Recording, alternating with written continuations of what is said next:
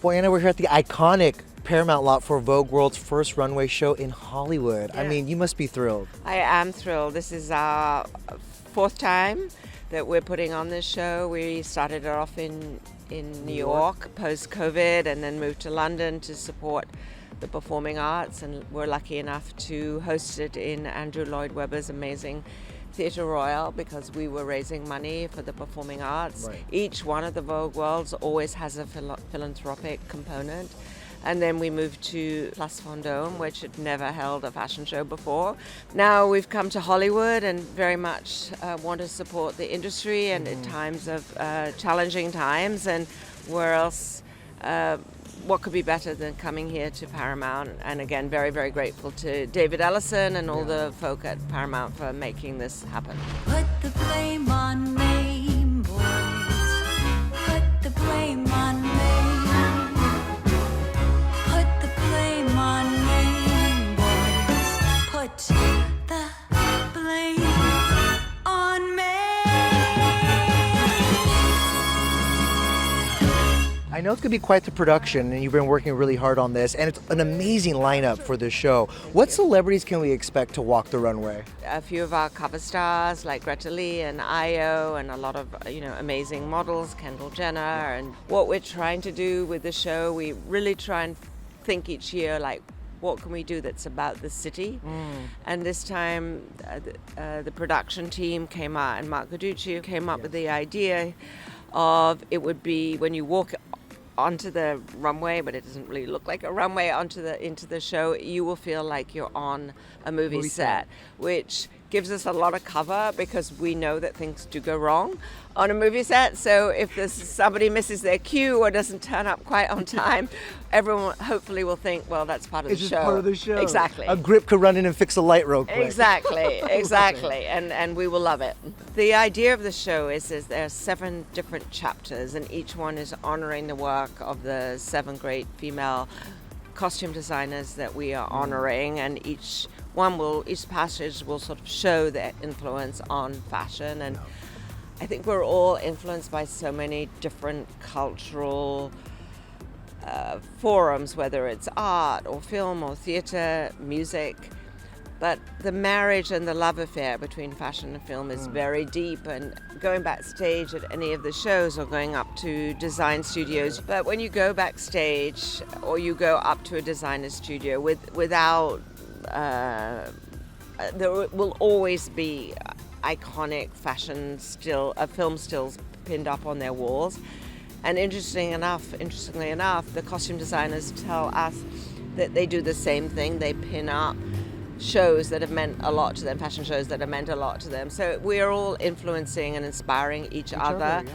And not only are we showing the inspiration of these iconic women on the fashion community, we also wanted to recognize, I think it's 50 iconic characters whose looks, costumes have influenced not only the world, the fashion community, but I think audiences everywhere. And just to name a couple, if you think about Bonnie and Clyde, or you think about Ingrid Bergman and Humphrey Bogart in Casablanca, something more recent, obviously Barbie, Clueless. And, the idea is that Vogue has taken these iconic costumes and made them a little more modern, maybe, and put our own twist on it.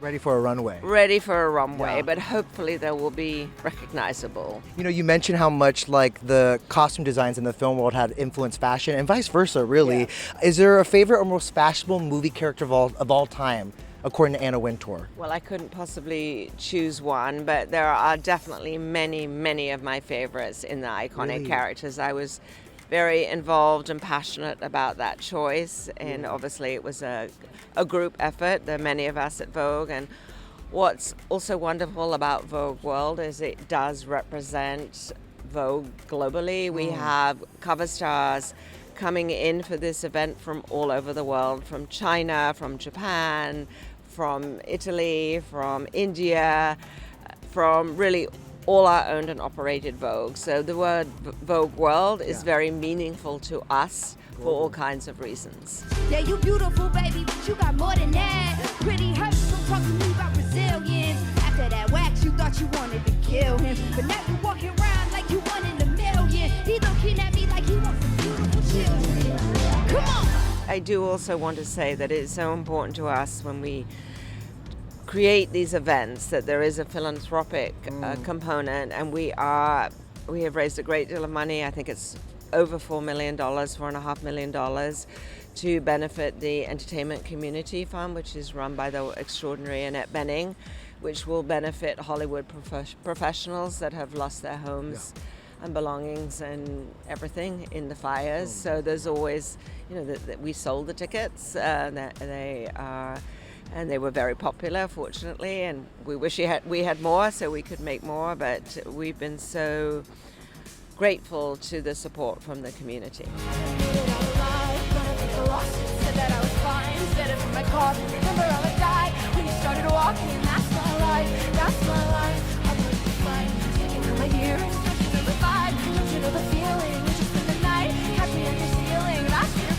What a great cause. Finally, you recently promoted Chloe Mal Yes, and continue to evolve Vogue's legacy. When you're not masterminding the next big moment like Vogue World, what is Anna Wintour doing in her downtime?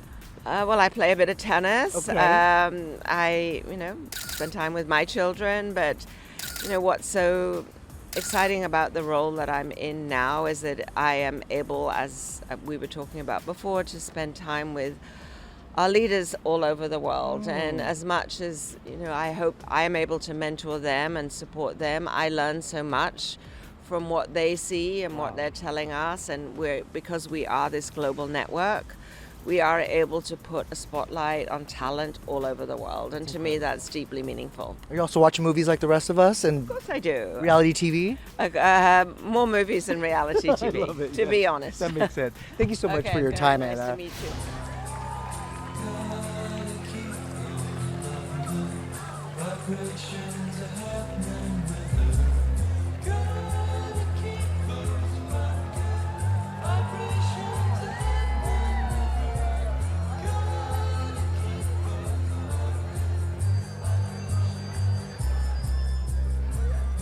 Cast and crew, cast and crew, cast and crew. That is a wrap.